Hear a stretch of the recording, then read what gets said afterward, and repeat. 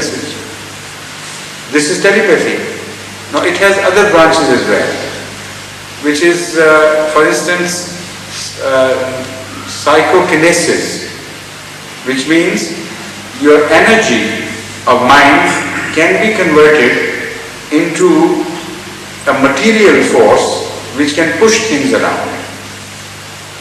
That is kinesis. Also, there is a branch of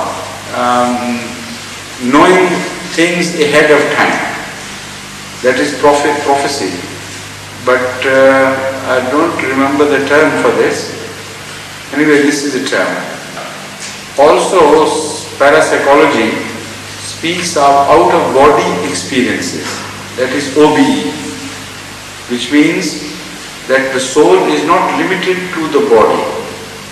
It can so happen, and it's a shapeless thing, it can so happen that through experience or by some chance, a man is capable of projecting his soul while keeping a touch with the central body, not body, but the central life force, I should say. We call it soul, but the scientists prefer to call it a life force or Atma in Indian terminology. So they say the central life force is situated somewhere. We can't define it. It can remain that contact, keep that contact, and still go abroad and project into another situation, another place at the same time, and can understand things happening there without the help of eyes or ears or sensory organs or smell or taste.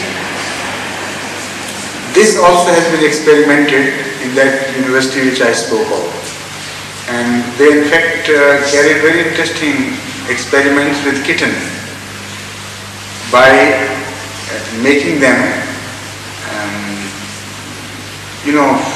familiarized and attached to certain people very closely and intimately, and then leaving them in some tunnels of which this man had no knowledge where that tunnel was, and then telling him to concentrate on projecting himself to a tunnel which exists somewhere in the close vicinity, and on that particular corner of the tunnel. So they, after experimenting it on many people, many subjects, they came to the conclusion that more often than chance could ever explain this away. It so happened that when such a man was concentrated, trying to project his soul into that spot, the kitten came and sat, more kitten came and sat on that spot and started making those, sounds of love which kitten emit at the time when they find the vicinity of the loved ones. That particular sound. So this was repeated many a time in many forms. This happened only with those who had the capability. When they had controlled experiments, the result was different. That was a chance result.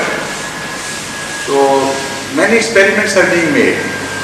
According to Islam, man is provided with certain machinery which, if properly polished and activated, can be the recipient of Allah's messages, and those messages can be of the past, of the present, of the future. So that capability which is dormant in everybody, by religious practices and worship, becomes activated. So in a way, this has been mentioned, apart from other things, this also can be inferred from the verse of the Holy Quran where Allah tells us, Nurun ala Nur. that Hazrat Muhammad Mustafa sallallahu alaihi wasallam was already a light. Even if the spark from heaven had not fallen upon him, he was about to get inflamed into light. So when the spark from heaven fell, it was nurun ala nur. It was light upon light. So if a man is true and well polished and is not corrupted by wrong thinking, then all these machineries which have been provided to him internally somewhere, somehow, they become, or they are likely to become activated of their own as well. And this phenomena is witnessed by chance, here and there, as freaks.